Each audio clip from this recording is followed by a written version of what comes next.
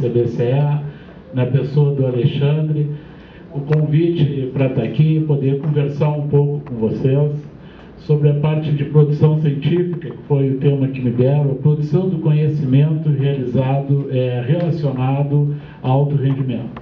Gostaria também de agradecer a presença de vocês até essa hora aqui, para ouvir eu e o Thales aí, né, falar um pouco sobre alto rendimento. Para vocês entenderem como é que eu vou fazer a apresentação, eu fui atleta, depois fui treinador, tive atleta disputando o Campeonato Brasileiro e Sul-Americano e comecei a estudar Fisiologia e Biomecânica para melhorar a performance dos meus atletas. E aí, com essa ideia, eu acabo trabalhando numa área que faz um interface entre Fisiologia e Biomecânica. Não sei, Edson, qual é o equipamento que eu vou trabalhar aí nesse interface aí, se é uma plataforma de força, alguma coisa, mas eu tento fazer um interface. Na URGS eu entrei para ministrar a disciplina de natação. Hoje, na graduação de ministro a disciplina de Fisiologia do Exercício. Na pós-graduação tenho duas disciplinas, uma de Fisiologia Aquática e outra de Técnicas de Pesquisa no Meio Líquido. E por alguns semestres ministrei a disciplina de Treinamento Esportivo. E aí, quando eu fui montar essa palestra, né, eu acabei fazendo um recorte dentro dessa minha formação, e até peço desculpa para vocês, na área, pensando em Fisiologia e Biomecânica, que depois eu vou mostrar para vocês. E também como técnico e também trabalhando no laboratório, na parte de troca de experiência de laboratórios com os treinadores. E aí nós vamos ter vários deuses também, né? Os deuses do laboratório, plagiando um pouco Edson, e os deuses treinadores. E aí vai ter um problema de comunicação, que depois nós vamos dar uma conversada também nessas duas linhas. Então, quando eu pensei e me convidaram, eu tentei montar uma parte que eu vou mostrar alguns números e depois vou tentar relatar alguns problemas que a gente encontra no dia a dia do laboratório, quando a gente vai tentar fazer esse interface de laboratório com os treinadores. E montei primeiro, quando me convidaram, fui lá, olhei a página do programa de pós-graduação, e a partir da página do programa de pós-graduação em Ciência do Movimento Humano da URGS, eu montei uma grade para fazer análise. E a partir dessa grade que eu montei em cima da página do programa de pós-graduação da URGS, eu fui para a página da CAPES e constato lá 23 programas de pós-graduação. A minha ideia original era analisar, né? E outros foram muito mais felizes do que eu, que conseguiram analisar esses programas todos. Depois daquela estratégia que eu tinha montado, quando eu fui ver pela página da CAPES, dos 23 programas de pós-graduação, eu só consegui analisar aquela estrutura que eu tinha montado em 7 programas, o da URGS e de mais 6, por falta de informações na página da forma que eu tinha montado. Como eu não ia poder analisar todos, eu resolvi discutir, então, no primeiro momento, só o programa de pós-graduação da URGS. E aí, quando nós entramos no programa de pós-graduação da URGS, dentro daquela linha que o Edson já tinha colocado, nós temos duas áreas de concentração, uma que é movimento humano, saúde e performance, e outra que é movimento humano, cultura e educação. Quando nós entramos na área de movimento humano, saúde e performance, nós temos ali 4 linhas. Uma linha que é que interessa para essa fala, atividade física e performance, e depois as linhas de atividade física e saúde, neuromecânica do movimento humano, desenvolvimento da coordenação e do controle motor. E na outra área, tem 2 linhas de pesquisa, que são as representações sociais do movimento humano e a formação de professores e prática pedagógica. Como que interessava era a linha atividade física e performance, Esses dados são lá da página da URGS, e os dados que eu vou apresentar depois não estão naquela ordem ali. Aquela ordem é que a página da URGS mostra, mas para não identificar os pesquisadores, vem numa outra ordem ali, que não é aquela ali. Então lá nos diz que a atividade física e performance compreende projetos de pesquisa no âmbito de desenvolvimento, aprendizagem, treinamento e performance. Aí nós já temos problema, né? Porque entra desenvolvimento e aprendizagem, que também tem uma outra linha de pesquisa, né? E ali nós vamos encontrar 8 professores dentro dessa linha. Lembrando bem que os professores não atuam só dentro de uma linha de pesquisa, né? E aí vocês vão ver que os dados ali vão começar a se complicar, porque eu mesmo estou na linha atividade física e performance e atividade física e saúde, e assim por diante. Então os professores atuam em 2 linhas de pesquisa. Então nós vamos ter 8 professores. Os professores que o nosso programa hoje conta com 22 professores no programa, 8 professores da linha atividade física e performance. Só que quando eu fui lá listar, eu comecei analisando as dissertações e teses que tivesse ou no seu título ou no seu resumo atletas envolvidos. E aí eu encontro que tem os atuais 8 professores, mas tinham 5 professores aposentados que também apresentavam trabalhos nessa área, e outros 8 professores de outras linhas ou da outra área de conhecimento humano. E aí o que nós encontramos? O nosso mestrado, ele iniciou em 1989, e nós tivemos até, o que consta na página, já é mais do que isso, porque a análise é da página, 301 dissertações defendidas, e ele começou o seu doutorado em 1999 com 72 teses defendidas. Voltando ali, eu peguei os 8 professores da área, mais os 5 professores aposentados, mais os 8 professores da linha, são 21 professores que eu vou analisar.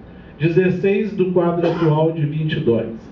E aí, quando eu olho esses professores, eu vejo que na carreira deles, não foi só que nem vocês fizeram dos últimos anos, na carreira, esses professores apresentam 891 artigos publicados.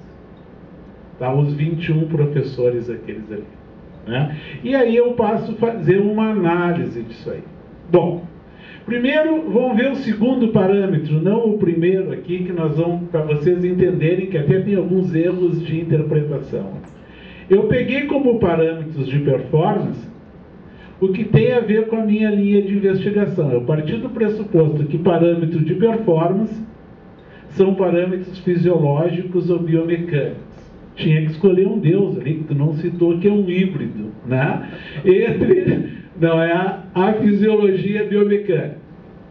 Depois peguei métodos de treinamento. Quem trabalhou, que tinha algum das dissertações, teses e artigos, quem tinha parâmetro de performance considerado? Parâmetros fisiológicos ou biomecânicos. Quais os trabalhos com métodos de treinamento? Essa parte de métodos de treinamento, usando a fala do Edson ali, seria o trabalho aplicado, né? O outro seria alguns na básica e outros na primeira parte de aplicação ali. Outros trabalhos, o total de trabalhos, e aí nos artigos quantos tinham na PubMed.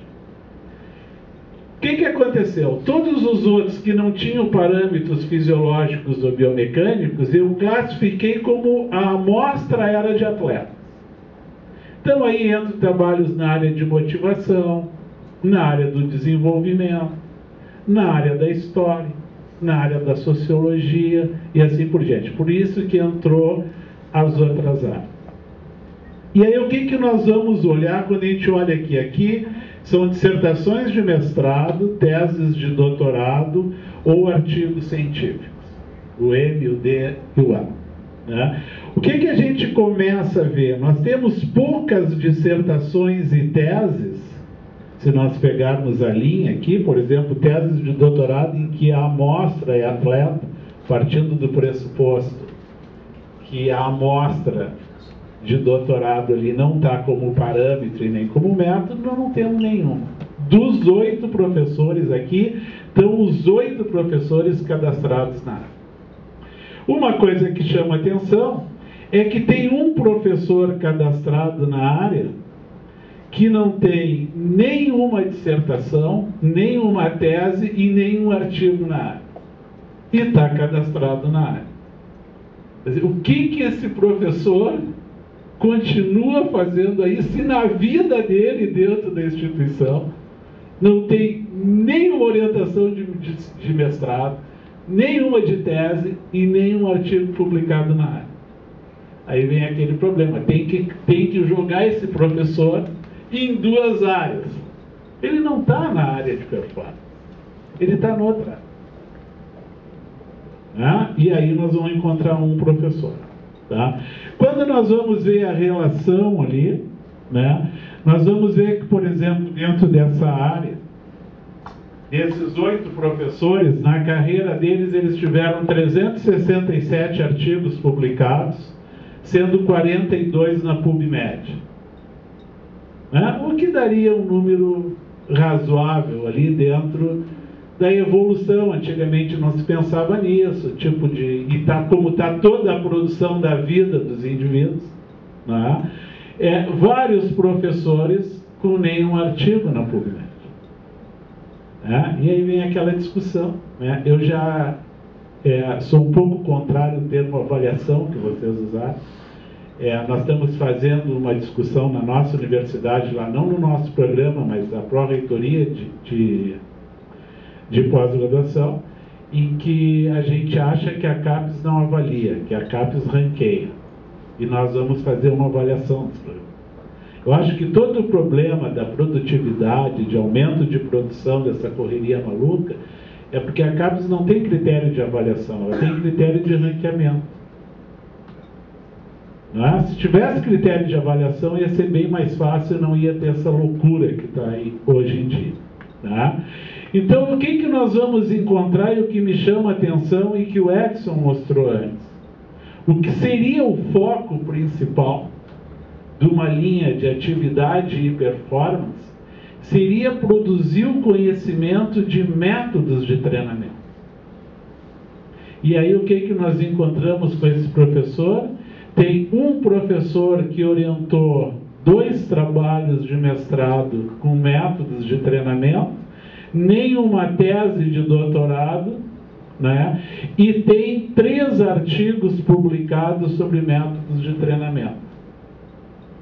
O problema que tem aqui, que esse trabalho aqui, que hoje o indivíduo é professor, foi orientando desse aqui, que é um trabalho que está lá.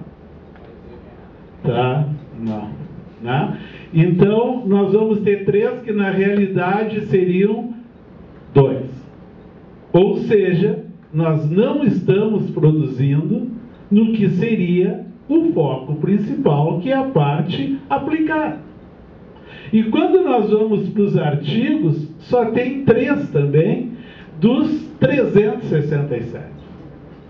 Ou seja, nós ficamos pesquisando métodos de avaliação em fisiologia ou em biomecânica, mas nós não estamos mexendo com os métodos de treinamento. Depois nós vamos tentar discutir o porquê disso. Quando nós vamos ver os professores das outras linhas de pesquisa, que também são 8, que tem o pessoal da área biológica e também tem o pessoal da área social, nós vamos ver que eles têm 386 artigos publicados, 51 na PubMed, e aí aqui em métodos de treinamento tem 0. Então, se nós formos ver, nós temos 8 professores que são da área e 8 professores que não são da área, e a produção é semelhante. Depois vai ter um quadro que vai juntar tudo, que é um outro complicador da divisão. Quer dizer, se os caras estão produzindo tanto quanto os da área, por que eles não estão na área? Eles deveriam estar na área. e não fora daquela área.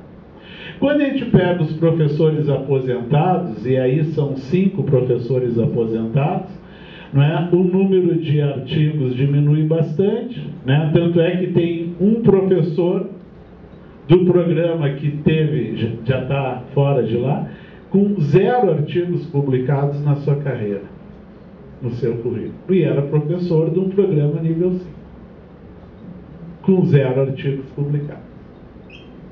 Claro que saiu, pegou uma outra época, pegou o início do programa e assim por diante, mas tem alguns aqui que se aposentaram muito recentemente, que têm artigos publicados, mas, por exemplo, não tinha ideia de PubMed e assim por diante. Quando nós juntamos os 3 professores da área, de outras áreas e os aposentados, nós começamos a ver assim, ó, que, por exemplo, a amostra de atleta 11, 17 e 10, tem mais das outras áreas, usando outros que não fisiologia e biomecânica que os da área. Teses de doutorado, os da área tem 0 e tem 1 fora da área, usando uma amostra de atleta. E artigos, aqui sim é o que dá a diferença, né? Os da área tem 28, das outras áreas orientam mestrado e doutorado, mas não produzem. E aí é um outro complicador. Eu estou orientando, estou trabalhando com atleta e não estou produzindo o que eu estou orientando. Então eles orientam mais e produzem menos artigos, que vai dar uma visibilidade nessa produção, até porque circula muito mais artigo do que dissertação e tese pelos nossos treinadores. Então aqui é um problema. Quando nós vamos ver parâmetros de performance, nós vamos ver que em mestrado e doutorado aqui está muito semelhante entre os professores da área e os da outra área. De novo, nos artigos, os professores da área estão produzindo mais. Aqui já era esperado, métodos de treinamento poucos, da outra área não produzindo nada. E aí, quando nós vamos ver os outros trabalhos, as coisas começam a ficar muito parelhas, né? E aí, somando aqui, nós temos aqui os professores muito parecidos aqui na sua produção, 8 contra 8, ou seja, de uma forma geral, estaria equilibrado a produção dos professores. Quando nós vamos olhar, então, das 301 dissertações de mestrado, eu acabei analisando, porque são esses professores que estão ali, não foram a totalidade, eu analisei 267 dissertações, sendo que 59 dessas 267 trabalhavam com atleta em algum nível, ou com amostra de atleta, ou assim por diante. Quando nós pegamos os professores da área, só tem 94 com 20 publicações com atleta, 20 dissertações com atleta. Então nós vamos ver que tem mais professores entre os aposentados, que até eram da área também, mas os fora da área, eles vão ter mais aqui. O que dá ali um percentual dos analisados em torno de 22%. Quando nós pegamos as teses, das 71 teses defendidas, analisamos 52, 5 só são envolvendo uma amostra de atleta. E aqui um percentual também. E quando a gente vai com artigos, dos 391 analisados, 220 com atletas, o que dá 24%. Dos 391 artigos publicados pelos 21 professores, 8 professores produziram 367 artigos, sendo 102 indivíduos desses 367 com atleta. E a gente começou a se perguntar o porquê que não tem mais produção. Até os números me surpreenderam, mas a gente esperava que fosse um número um pouco maior. E aí, dentro dos professores que a gente tem levado lá, os treinadores, para falar na disciplina, sair nessas 2 semanas, 3 semanas depois do convite para conversar com alguns treinadores e com o que eu vinha sentindo ao longo do tempo, o que a gente começa a encontrar para dificuldade de obtenção de amostra? Primeiro, os treinadores não querem pesquisa junto dos seus grupos de atletas. Quando a gente consegue convencer o treinador, tem atletas que não querem. Os atletas dizem assim, não, eu não vou mudar o que eu vinha fazendo.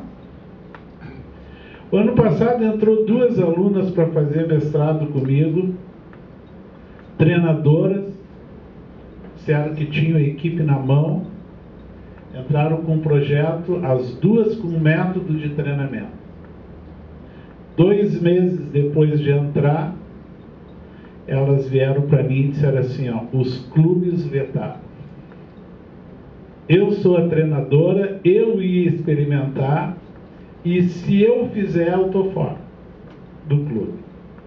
Então, assim, ó, trouxemos o treinador para não ter problema. O treinador desenvolveu o projeto para testar 2 métodos de treinamento.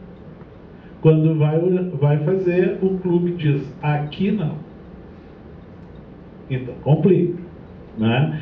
Quando não vem alguns atletas e dizem assim, ó, eu não vou participar porque o meu patrocinador não deixa.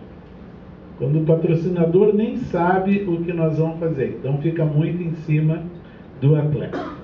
Quando não é só isso, a gente vai olhar, a gente começa a ter dificuldade para escolher período de treinamento. Então, só uma curiosidade, sim. Qual que é o esporte? Qual? Esses 2 foi patinação. Que não tem nada sistematizado no mundo. É chute, na maior parte das vezes. Eu acho que não tem nada mapeado, tu não encontra na literatura mundial, e a nossa ideia era pegar o modelo tradicional do treinamento e pegar um modelo embasado no conhecimento da fisiologia para sistematizar um treino e medir algumas coisas, ver se ia dar certo ou não. Tá? O diretor do clube chegou e disse, não. Tá? Aqui tu vai continuar fazendo o que é feito em todos os lugares do mundo. Tá? Mas esse é um complicador, e eu poderia te citar assim, dentro dessas coisas aqui, vários. Né? Por exemplo, de uma periodização rígida em algum esporte ou de alguns treinadores. Poderia te dar ideia assim, um treinador foi nos procurar lá para saber se nós desenvolveríamos da canoagem, né, um modelo de método de treinamento. Vamos fazer. Começamos a visitar o clube dele, tá?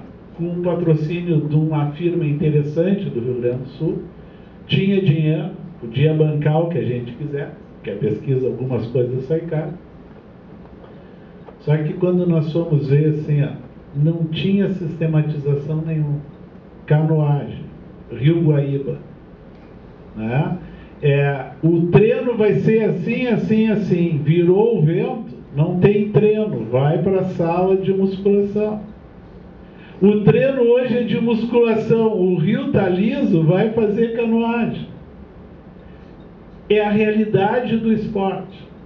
Agora, como é que tu vai fazer uma dissertação ou uma tese e dizer assim, como é que tu periodizou? Não tem sistematização, foi de acordo com o tempo. Quer dizer, é uma característica do esporte, quer dizer, não tem como. Então a gente começa a entrar na parte do método, da rigidez do método que se cobra nos programas de pós-graduação. Né? Tem outros treinadores que a gente vai lá e fala em periodização, eles nem sabem o que é periodização. Tá, e como é que tu prescreve? Hoje eu chego, olho para o meu atleta, aí como é que tu vai botar isso no papel?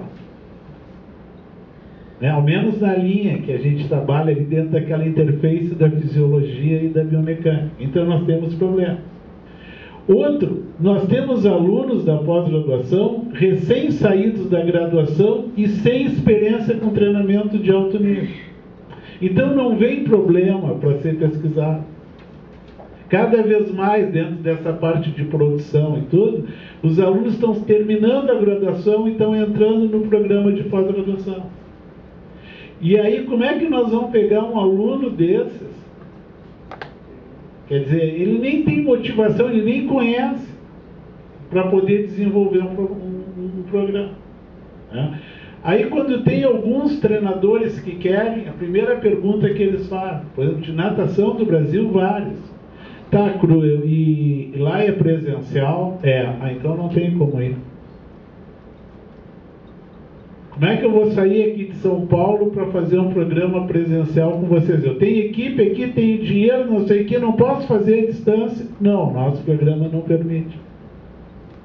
Então tu acaba entrando com alguns problemas quando tu quer entrar no alto rendimento. Né? E vejam bem, né? Não é só o nosso programa lá, a nossa faculdade, que tem um centro de excelência da rede Senes, que deveria ser muito mais facilitado isso. Só que o que a gente acaba fazendo quando faz avaliação? Por isso que entra aquela parte dos parâmetros de avaliação e não entra no método, que tu entra no sistema. Depois, quando a gente entra, por exemplo, seriam os modelos de análise, e aqui está o Leonardo, presidente do CBCE. O Leonardo trabalhou com 2 modelos de treinamento, com atletas de alto rendimento do Rio Grande do Sul, de meio fundo e fundo. Um modelo 100% na pista e o outro 70% na pista e 30% na água. Depois de muito trabalho, a gente conseguiu convencer os treinadores a ceder 24 atletas para nós. Tá? Todos disputando o Campeonato Brasileiro, alguns mundiais, assim. Bom, vamos fazer o sorteio de 2 grupos. Já começou a dar problema. Sorteio não, eu não vou treinar na água. Meu patrocinador não deixa, não tinha patrocinador. E aí começou. Aí conseguimos fazer num período básico de treinamento. Coisa que o Leonardo mais sofreu no dia da defesa e nós antes para botar no papel. No período básico de treinamento, num tiro de 500 metros, os atletas melhoraram 8 segundos, num tiro de 500 na pista. 8 segundos é muita coisa. Foi rodar a estatística, não deu diferença significativa.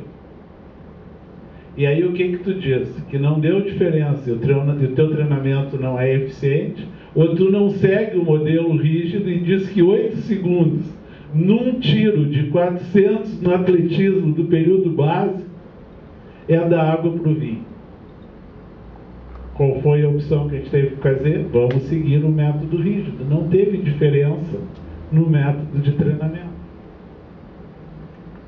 Aí os treinadores, bom, então tanto faz. Não, para um pouquinho. Um treinamento foi muito melhor do que o outro, mas tu escreveu que ficou igual. E ficou, do ponto de vista estatístico, não teve diferença. Agora a pergunta, claro que não foi 400, teve que ter 800, porque tinha o deus da biomecânica lá, que tinha que tirar uma curva, analisar na reta, não sei o quê. Agora assim, ó, melhorar 8 segundos num tiro de 500 é sair de campeonato estadual e ir para campeonato mundial. Ainda mais num período básico. E aí vem a questão do modelo. Depois começa a comunicação entre treinadores e pesquisadores. Nós chegamos ao cúmulo de uma reunião lá de pesquisadores da área, que um pesquisador propôs a gente dar um curso para os treinadores para ele entender a linguagem dos deuses da academia. Aí eu cheguei e disse, tá, e tu sabe o que ele está fazendo lá? Não, então quem sabe ele dá um curso para a gente aprender o que os caras estão fazendo. Não, eles que têm que falar a nossa linguagem. Quer dizer, aí começa o que tu colocou essa. Os deuses acham que podem tudo. Aí o que acontece quando fica essa briga? Nós vamos ter amostra? Nunca. Ah, vocês são os bons, forem os atletas e pesquisem os atletas de vocês. Só que nós não temos atletas. Nós temos equipamento para medir alguma coisa. Professor, desculpa. Já estou encerrando, estou no último slide.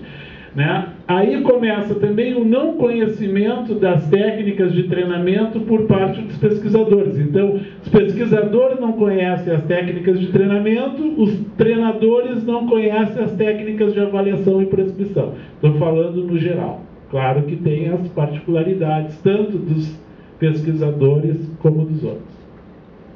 Muito obrigado.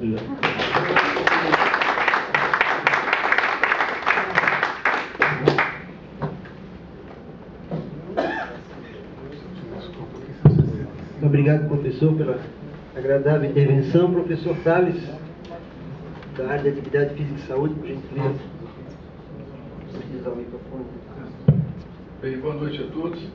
Bem, eu fiquei mais tranquilo depois da apresentação do Cruz, porque estava me sentindo meio estranho no ninho. Queria saber como é que eu vim parar aqui, em primeiro lugar. Então, como ele, eu vou fazer uma breve história. Na verdade, eu sou...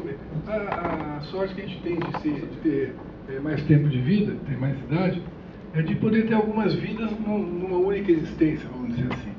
Então, eu vim parar... Como é que eu vim parar na educação física?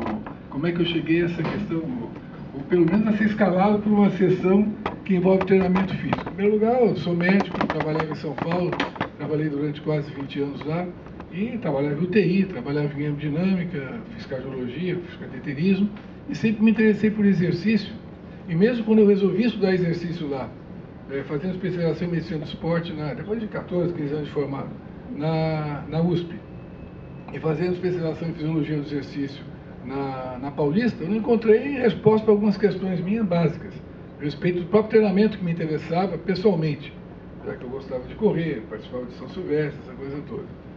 E desde então comecei a observar o grande empirismo que envolve essa questão do treinamento.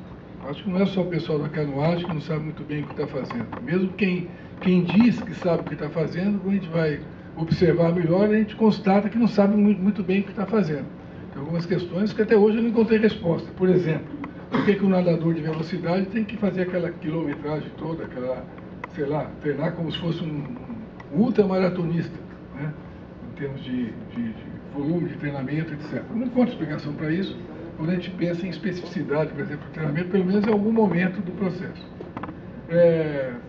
Com essa história de sair de São Paulo e mudar para Florianópolis, eu tive a oportunidade de rever o que eu estava fazendo em termos profissionais como médico, e como um eventual professor de alguns cursos, etc. E daí me tornei professor universitário, fui parar no Cefid, para dar aula de fisiologia do exercício, já que era uma das minhas formações em termos de especialização. E na ocasião, mais uma vez, encontrei um ambiente de grande empirismo na educação física, no modo geral, pelo menos a educação física que eu vivenciei naquela época, no final da década de 80, começo de 90, aqui em Florianópolis. Acredito que não fosse muito diferente do que acontecia por aí, já que eu vim de São Paulo, tinha percebido alguma coisa nesse sentido também na USP, por exemplo, na Paulista. Embora existisse pesquisa de qualidade, pesquisa de ponta, mas com uma grande separação entre informação que seja útil, que seja aplicável, e informação que a gente não sabe muito bem para que existe. Originalidade mesmo em pesquisa é algo que a gente observa excepcionalmente, porque existe muita repetição, existe até em função da produção que se exige, etc. Mas, esse trabalho foi o pulo do gato, mudou o modo de ver tal questão. Isso, excepcionalmente, a gente vê, e parece que as pessoas não se atrevem a enfrentar uma situação dessa, até por comodidade, porque é mais fácil continuar fazer o que os outros fizeram, né? Como o professor lá de patinação, vamos fazer o que todo mundo faz, por que eu vou inventar uma novidade aqui? Pelo menos se der errado, ninguém me acusa de ter inventado algo. E se não der certo, paciência, eu estou fazendo o que se faz nos Estados Unidos, o que se faz na Europa, seja o que for, existe mais ou menos isso. Acho que em pesquisa também, raramente a gente encontra ousadia. Alguém que se propõe a enfrentar determinada situação, a enfrentar um status quo estabelecido. Eu falo isso porque quando eu vim como médico para cá, alguém que trabalhou, por exemplo, com Zepine, com Decur, fazia dinâmica no hospital das clínicas, não fiquei com assistente do INCOR porque eu não quis. Eu enfrentava em um ambiente universitário, num ambiente de pesquisa, enfrentava muito empirismo. Ou seja, eu questionava, como jovem médico ainda residente, o que se faz até hoje, se fazia naquela época, que era operar a gente do coração, por exemplo, que não sentia nada. E hoje continua fazendo isso. Se alguns de vocês for fazer um check-up e alguém encontrar uma coronária obstruída, enfim, se alguém sugerir que existe uma coronária obstruída por uma isquemia, olha, provavelmente, se estiver sendo tratado no grande centro, vão parar numa cirurgia cardíaca desnecessária, com agressão, que sob a alegação de que é para evitar morte e infarto, causa mais morte e infarto que se o tratamento seguisse o rumo natural das coisas. Não digo nem revisão da situação. Isso é uma volta, estou abrindo parênteses, para tentar falar algo relacionado ao treinamento físico. Então, com a mudança para cá, desde o início, eu comecei a me envolver com esporte, de competição. Hoje em dia, por exemplo, tanto na Clínica Cardio Esporte quanto na UDESC, a gente avalia atletas profissionais de futebol. O Avaí, por exemplo, está jogando hoje, a gente avalia anualmente todos os jogadores profissionais, alguns das categorias de base também. A gente avalia, por exemplo, sistematicamente, sexta-feira a gente vai avaliar o time da CIMED, por exemplo, que foi até o ano passado campeão da Liga Nacional de Vôlei enfim, em vários anos seguidos. A gente tem um contato muito próximo com o Ironman, com o pessoal do Ironman, e a gente avalia as pessoas, né? E dificilmente vai encontrar a possibilidade de usar a informação que a gente obtém com os próprios atletas, e a informação que a gente tem, enfim, de ciência que produz, raramente, mas do que a gente obtém de informação científica que consta na literatura, a gente vai conseguir aplicar isso no esporte. Inclusive no esporte dito de alto nível. Ou seja, vai conversar com o treinador para mudar algum esquema de treinamento e vai ver a resposta que você vai ouvir. Quer dizer, na realidade, eu já enfrentei uma seguinte situação. Como a gente fazia avaliação no Avaí, com explorometria, etc., veio alguém do outro clube daqui, no Figueirense, pedir para fazer uma avaliação também. Eu falei, mas para que você quer fazer a avaliação? Não. Para que você vai usar? Eu quero conversar com o preparador físico, com o responsável pelo treinamento, etc., para saber que tipo de avaliação a gente vai fazer, porque se for a avaliação que eu faço nos clubes, é uma avaliação do ponto de vista médico, ver se existe alguma coisa que impeça determinado treinamento, ou faça com que a gente pense em eliminar aquele atleta da prática desportiva, competitiva, etc. Não, eu quero fazer a avaliação, mas se eu não vai usar um treinamento, então não faço a avaliação. Ele queria fazer a avaliação porque queria mostrar para a torcida, para o dirigente, seja para quem for, que ele tinha um projeto de avaliação, de orientação e de treinamento físico para aqueles atletas, avaliação para fazer. Olha, eu nunca soube de alguém que tivesse usado de fato as informações da avaliação que eles mesmos pedem para fazer e pagam para fazer no treinamento físico. Até porque a avaliação é totalmente dissociada da especificidade do treinamento. Então, eu acho que a questão é muito mais complexa do que a gente pensa. Em primeiro lugar, hoje, como alguém que se diz professor universitário, que orienta alunos de doutorado, etc., que tenta produzir, eu também estou, de algum modo, envolvido com essa questão e atuo no Centro de Ciências, num programa de Ciências do Movimento Humano, e mesmo sendo cardiologista, etc., trabalhando com reabilitação, já que a minha área mais forte é atividade física e saúde, mas atuo no treinamento, de algum modo, me envolvo com essa questão do treinamento físico e estou ligado ao grupo da educação física, não da fisioterapia. Mas a questão é complexa na medida em que, em primeiro lugar, eu acho que o Cruz falou muito bem da questão do ranqueamento da CAPES, que é ranqueamento mesmo, porque avaliação não existe nenhuma. Eu acho que uma avaliação das pesquisas produzidas deveria levar em consideração, em primeiro lugar, a aplicabilidade da pesquisa. Para que serviu isso? Teve bolsa, teve tempo gasto, etc., não digo perdido, etc., mas essa informação é útil para quê? Qual o desdobramento disso? Levantou uma questão importante, levantou algum aspecto assim, com uma certa originalidade, está fazendo a ciência rever o que se faz em relação a essa questão? Olha, isso seria excepcional, não acontece isso via de regra. E está sendo útil para alguma coisa? Está sendo usado na prática diária? Também não. Então, eu acho que a gente deveria pensar, somente quando se fala em educação física, quando se fala em treinamento físico, deveriam pensar de que modo que podem ser unidas essas duas pontas. De alguém que faz pesquisa, para fazer pesquisa, eventualmente para publicar, e muitas vezes não sabe nem muito bem por que está publicando, ou o que está publicando, porque às vezes a linguagem é tão difícil. Eu vou me lembrar do Rutherford. Uma vez o Rutherford, assistindo uma apresentação, não entendendo muito bem o que estava sendo dito, resolveu interpelar o sujeito e continuou sem entender nada. Então ele falou, das duas, uma, talvez as duas. Alguém que fala de uma maneira tão complicada como você fala, provavelmente está querendo enrolar todo mundo. Se não está querendo enrolar todo mundo, provavelmente não sabe nada do que está dizendo. E eu acho que é isso mesmo, quer dizer, querer que se que se cria uma nova língua para fazer com que as pessoas entendam o que foi produzido em termos científicos, é uma brincadeira. Eu acho que a informação ela pode ser apresentada de uma maneira sofisticada, entre aspas, para os pares, enfim, com todos os pormenores de uma pesquisa científica, etc., falando de método, da avaliação estatística, etc., mas eu acho que ela deve ser apresentada de uma maneira clara, parafraseando o Rutherford, para que uma pessoa simples do povo, ele usou a figura do balconista, entenda o que o sujeito está fazendo, com o dinheiro dos impostos que o sujeito paga. Então, eu acho que a questão, a gente deveria simplificar a proposta. Eu, realmente, quando vim para cá, vinha pensando numa forma de apresentação, tinha entendido mal o que eu viria fazer aqui, tinha pensado numa aula em que eu fosse falar dos aspectos que significam uma lacuna que eu encontrei nessa questão do treinamento esportivo e que tem, de algum modo, motivado algumas pesquisas que eu tenho orientado, que é a questão da síndrome de excesso de treinamento. Que é uma questão básica. Eu acho que não pode existir treinamento físico sem que haja monitoração da assimilação do treinamento. Eu fico perplexo quando eu percebo... Olha, eu avaliei o Guga, por exemplo, desde os 9 anos, até depois do terceiro Roland Garros, em alguns anos ainda depois disso.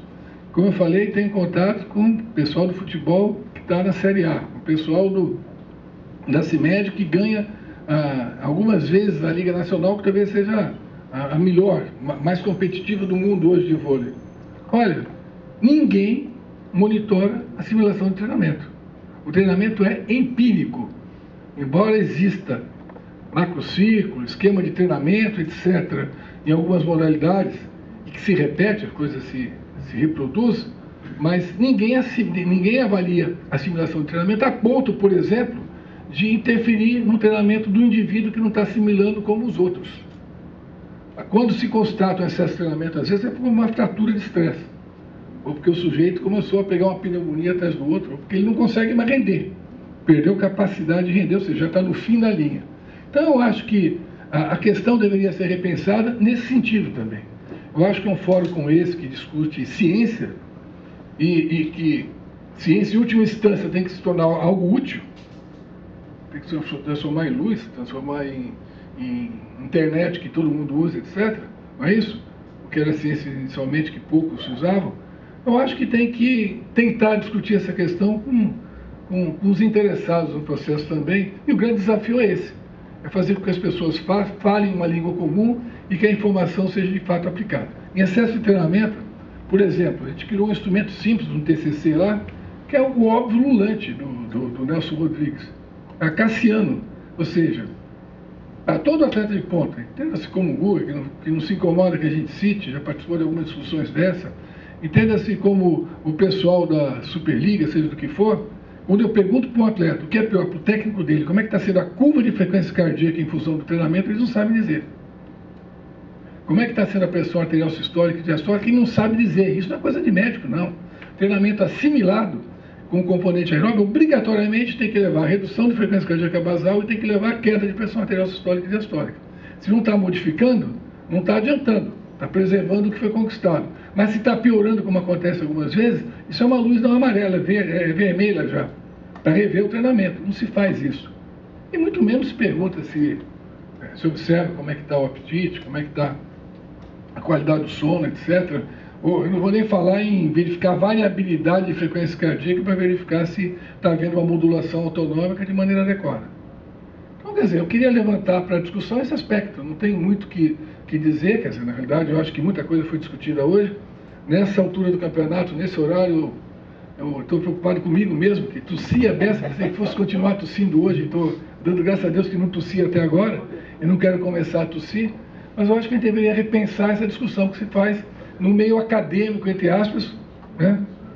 como o Cruyff fala, com pessoas que às vezes se julgam deuses ou semideuses, e que são avaliadores que às vezes avaliam as pessoas com as quais eles nem têm contato. Eu sou avaliado por alguém que mal me conhece, nunca conversou comigo, nunca deu bom dia. Se quer me avaliar, teriam o dever de conversar comigo de alguma maneira, para saber que a avaliação, quando eu avalio um paciente meu, eu avalio para não dar o mesmo tratamento para todo mundo, senão o computador faria isso. Está com pressão alta, dá remédio para todo mundo. Está com colesterol de tal nível, dá o mesmo remédio para todo mundo, e vai por aí. Então, se a CAPES não faz isso, eu acho que deveria fazer.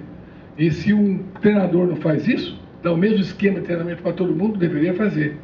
E se a ciência não chega com informação para quem deveria usar a informação, ela tem que ser repensada. O modo de se fazer a ciência tem que ser repensado, principalmente quando essa ciência é bancada, é subsidiada pelo poder público, né?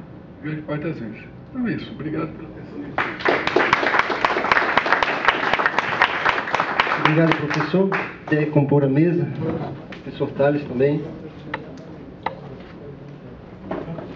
Acho que aqui fica bem.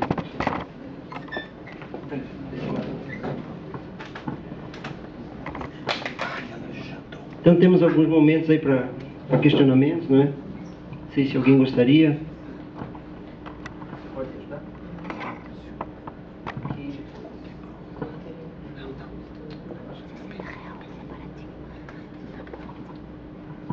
Bem, eu gostaria inicialmente de agradecer aos professores. A minha pergunta vai no sentido de que, fazendo uma avaliação, eu vou ser breve, vou começar falando de história, mas vou ser breve. Fazendo uma avaliação histórica dos programas de pós-graduação, esses programas, principalmente os que existem há mais tempo, não falei antigos, mas os que existem há mais tempo, eles se favoreceram inicialmente da rede Senesp. E queria saber, na opinião de vocês, como isso influenciou as linhas de pesquisa que vocês tiveram, que vocês têm até hoje, e como a gente pensa nos programas daqui para frente, os programas pós-rede Senesp.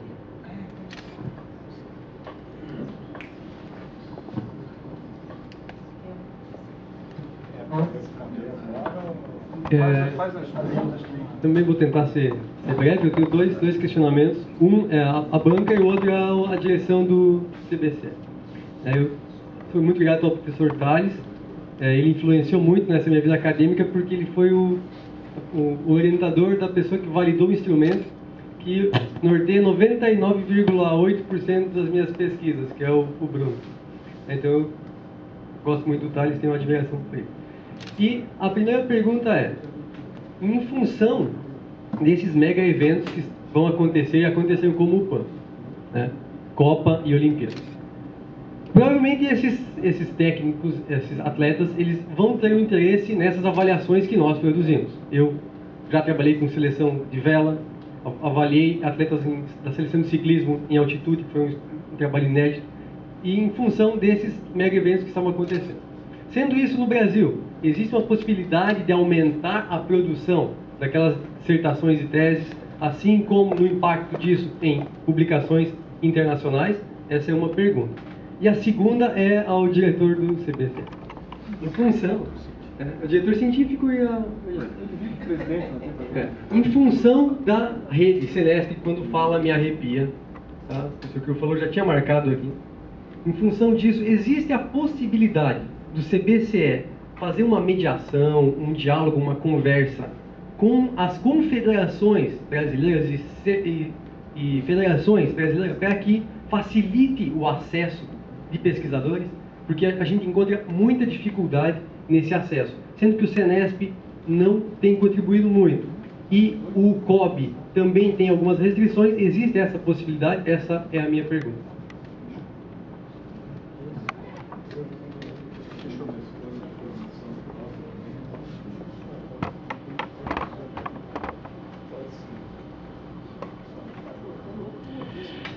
Bom, vamos começar pela segunda ali, a parte de avaliação nos grandes eventos versus aumento de produção. Eu sigo uma linha que fazer avaliação, independente de que avaliação seja, pode ser tanto uma avaliação lá para medir saúde, medir força, alguma coisa. Eu tenho um banco de dados de um determinado laboratório de avaliação. Eu sou meio contra isso, dizer que isso é produção de conhecimento. Eu avaliei tantos atletas, a média de força foi isso. Você não está te dizendo nada. Eu acho que isso é um dado do laboratório para fazer uma estatística do que ele fez. Eu acho que para mim isso não é, no estágio que nós estamos de ciência, isso não é mais produção do conhecimento. Então eu tenho feito uma crítica muito forte E quando eu sou referia de algum congresso, alguma coisa, eu tenho cortado muito isso, né? E sou muito criticado, porque aí entra aquele problema, tu cortou tantos trabalhos, e aí tem inscrição, isso aqui não é ciência, né? Então eu acho assim, se os laboratórios da rede Senesp ou não rede for fazer avaliação de atleta, eu acho que isso obrigatoriamente não deveria gerar produção de conhecimento. Porque eu acho que a gente tem que separar as coisas. Uma coisa é avaliação para dar uma informação para o técnico e a outra é produzir um conhecimento. Por exemplo, algumas coisas que nós temos feito dentro do nosso laboratório na parte de avaliação, que aí eu acho que é produção de conhecimento, é tentar desenvolver técnicas de avaliação de baixo custo ou sem custo, não é? Por exemplo, a curva de deflexão da frequência cardíaca, que o Concone propôs isso há 30 anos, eu acho que foi, né, Thales? E que depois não foi validada para vários esportes. Como é que eu faço essa curva numa série de remo, numa série de ciclo ergômetro, assim? Então, isso nós temos feito bastante. Eu acho que isso é produção de conhecimento, é criar um teste simples, barato e que possa ser aplicado na prática num país que nem o nosso, que não tem dinheiro. Usar o laboratório para fazer isso. Até tu pode estar usando atleta numa avaliação. Tu faz uma avaliação sofisticada junto com uma simples e diz assim, bom, com essa simples eu posso chegar a erros muito pequenos dentro de uma avaliação sofisticada. Porque é complicado a avaliação. Eu estou com uma aluna minha de doutorado fazendo um trabalho que não é com atleta, e aí veio uma amostra dela dizer assim, eu estou encantada com a avaliação que vocês estão fazendo, não sei o quê. Como é fácil fazer isso? Aí eu cheguei e disse assim, a senhora sabe o que tem de dinheiro por trás disso? Aquela máquina saiu $200 mil, aquela outra saiu 120 mil, aquela outra saiu $300 mil. A mais baratinha da avaliação que está lá era $30 mil, porque é tudo em dólar. Né? E aí, tentando responder, eu acho que a rede Senesp, ao menos o Molina está aí, que é o diretor, ajudou muito, porque bancou muito equipamento. E aí a pós-graduação usou esses equipamentos para fazer uma produção de conhecimento. Eu acho que socializou os equipamentos que não foram utilizados no alto rendimento. Né? Eu não gosto de criticar muito a rede, porque eu estou dentro de um laboratório que foi bancado pela rede, mas raras vezes eu aceitei trabalhar para a rede. Né?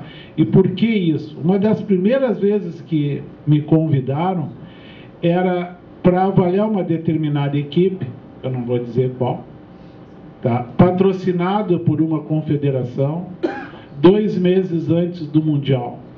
Quer dizer, o que eu vou fazer 2 meses antes do Mundial? Nada. Eu fui treinadora e a confederação queria obrigar os técnicos. Quando eu não aceitei, o pessoal do laboratório, há uns anos atrás, ficou muito bravo comigo, porque era dinheiro para o laboratório. Eu digo, vem cá, eu não vou estar ajudando aquele treinador, eu vou estar atrapalhando o ciclo de treinamento dele, 2 meses antes da competição, vim fazer uma avaliação, que a resposta eu ia dar 1 mês depois. Que eles queriam filmagem, que não ia servir para nada. Quer dizer, antes do Mundial, tu vai trocar o pessoal da aprendizagem, tu vai trocar a técnica de algum atleta que está disputando o Mundial? Não. Então, assim, essa avaliação pela avaliação, eu acho muito complicado. Né? Eu me lembro, e aí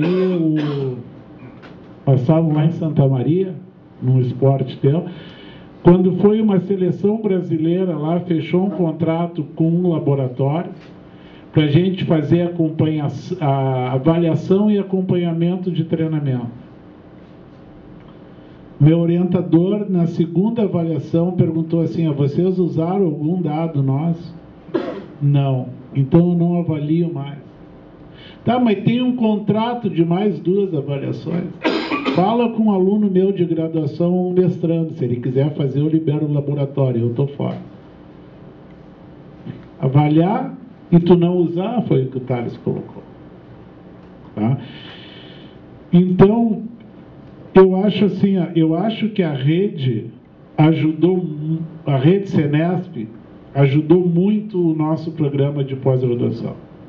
Agora, eu acho que ela, não sei se o Molina tem um pensamento diferente, mas eu acho que ela não ajudou nenhuma linha de pesquisa. Ela ajudou algum pesquisador para desenvolver o seu trabalho. Acho que ele não foi indutor. Aí vejam bem, nós estamos num laboratório que foi um dos melhores criados pela rede. Poderia ser, né? Tá? E assim, e uma das coisas que o pessoal, que o Barella levantou, né, nós recebemos equipamento e que nunca foi usado. Nunca foi usado. E caríssimo. Por exemplo, na área de vocês, veio uma central lá que a RBS nossa montou uma TV local, a TV Com equipamento igual ao que nós tínhamos dentro do laboratório de processamento de imagem. E aqui, foi feito corte de vídeo para professor dar aula. E uma RBS da vida, da Rede Globo, tem uma televisão que começou a TV Com equipamento igual que nós tínhamos lá. Isso para dar um. Não, tem equipamentos que nunca saíram da caixa. Eu tenho um equipamento que eu comprei pela rede em 97. Até hoje está dentro da caixa. Porque veio o dinheiro para o equipamento e a segunda parte, depois por questões políticas, quer instalar o equipamento, não veio. Sabe o que vai acontecer quando nós tirar da caixa? Não vai funcionar, está todo enferrujado e não tem mais garantia. Então tem esse problema do dinheiro, nossa, assim, é complicado. E a outra coisa assim, se ganha muito equipamento, mas não se ganha manutenção de equipamento. Né? E aí como é que tu mantém o equipamento?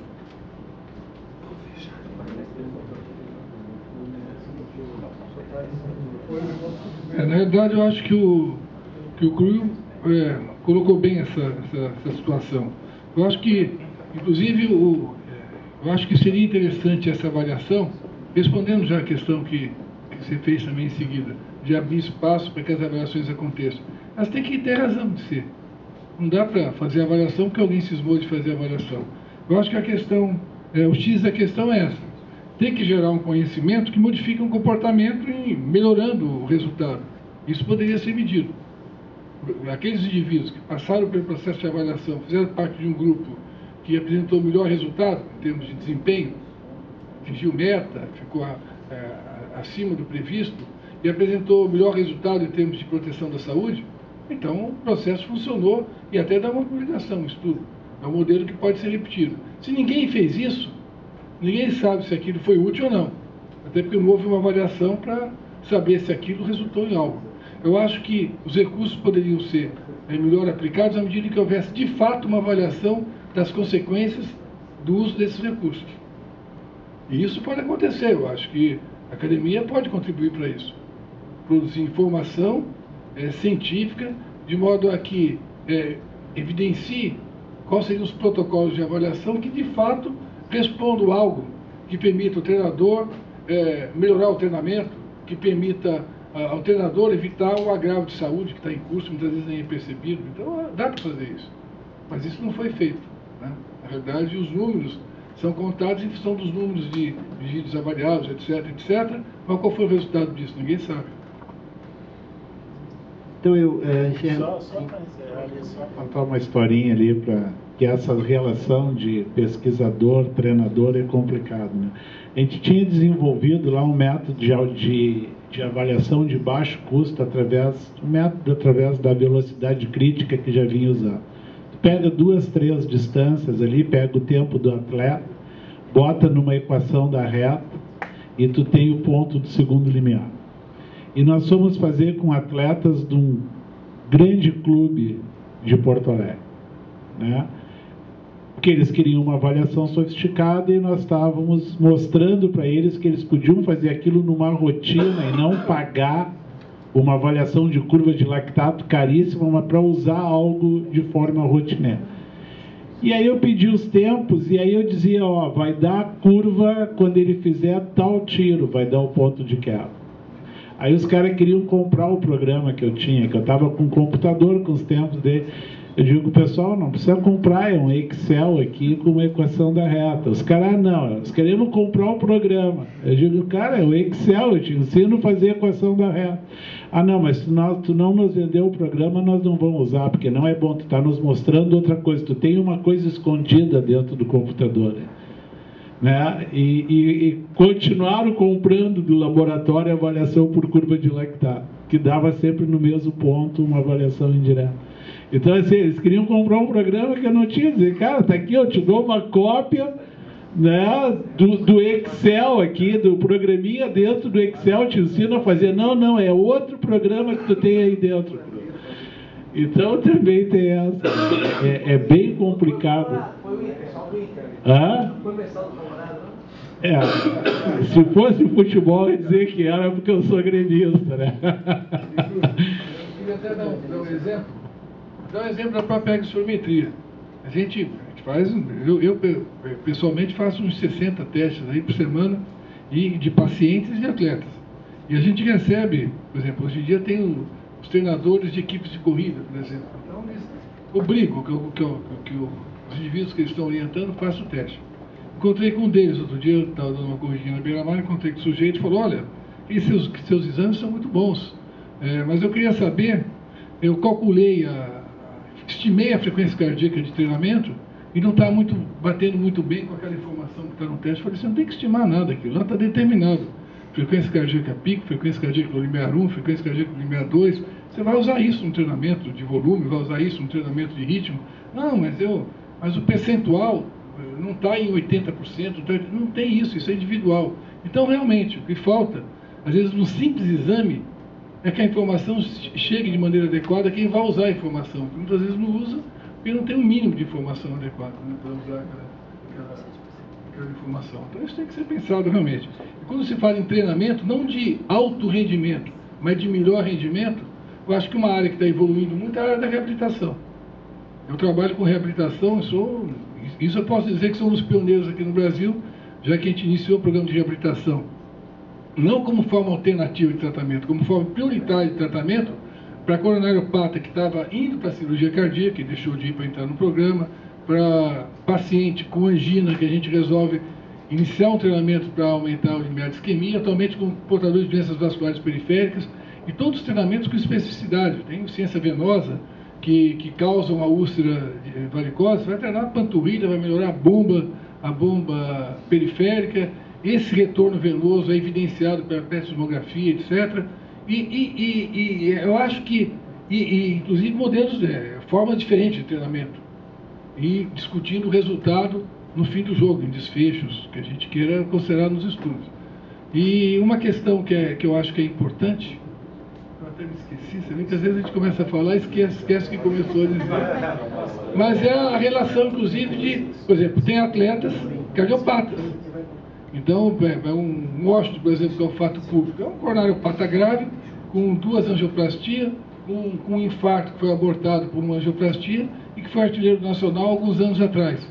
É um cardiopata, é um atleta. Ele passou por um processo de reabilitação para voltar a jogar, né?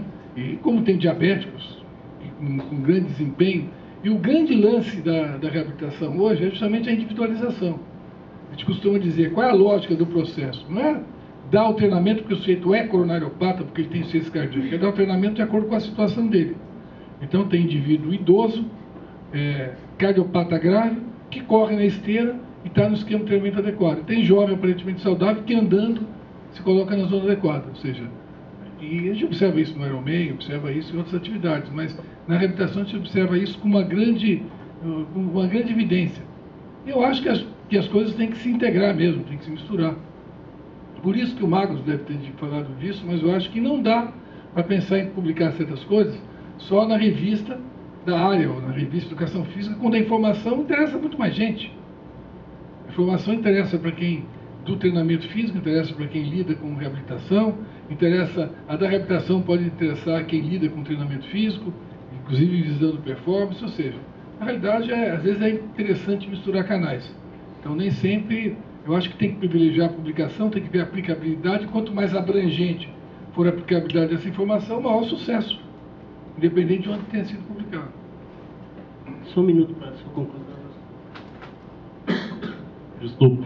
Não, só para reforçar, assim, o que eu peguei ali na performance foi com alto rendimento. Eu acho que se nós formos para performance física, eu acho que os dados, ao menos do nosso programa lá, são excelentes, muito melhores do que aqueles números que eu coloquei. Inclusive, na parte de desenvolvimento de métodos de treinamento de performance física.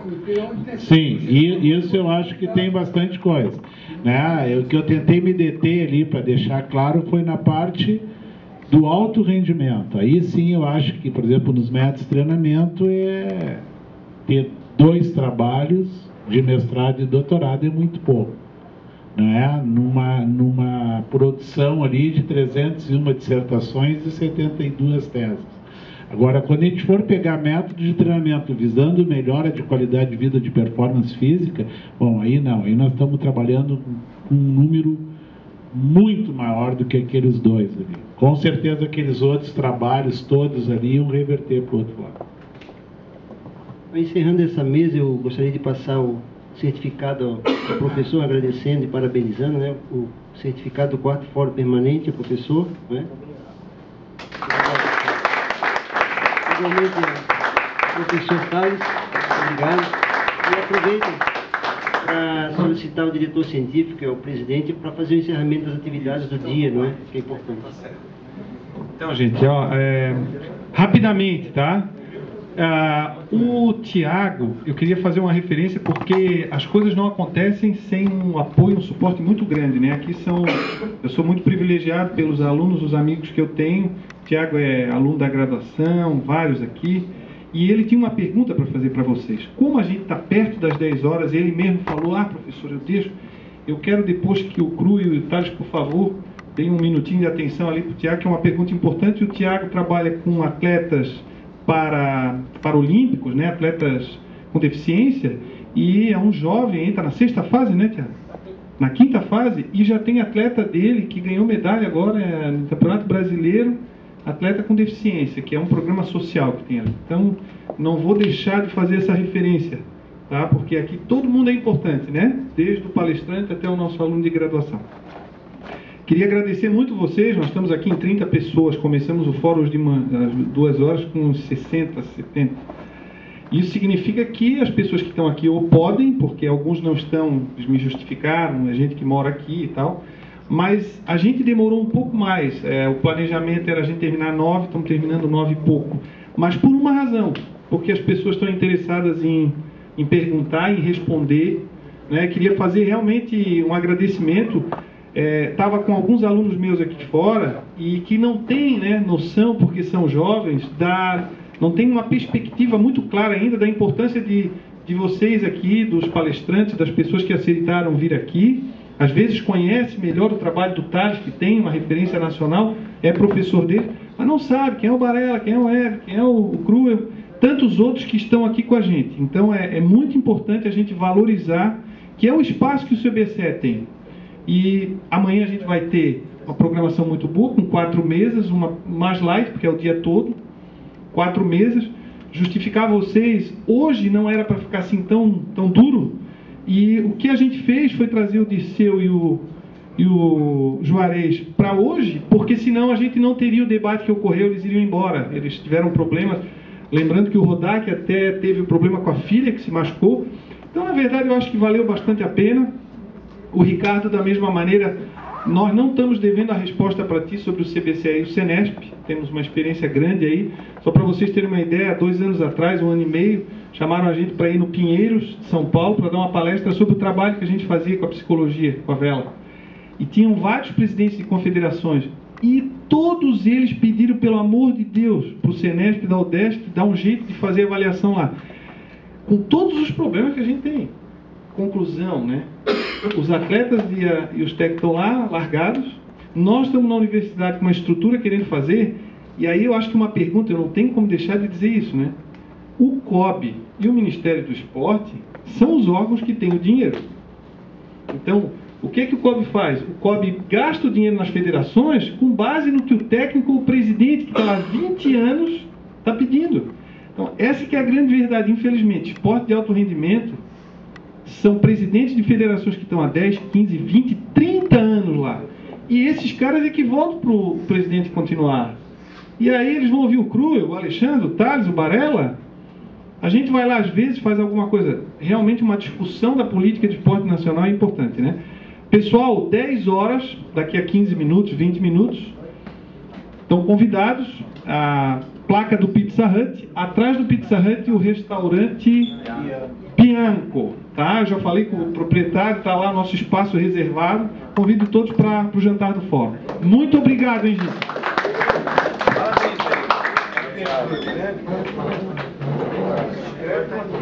Parabéns.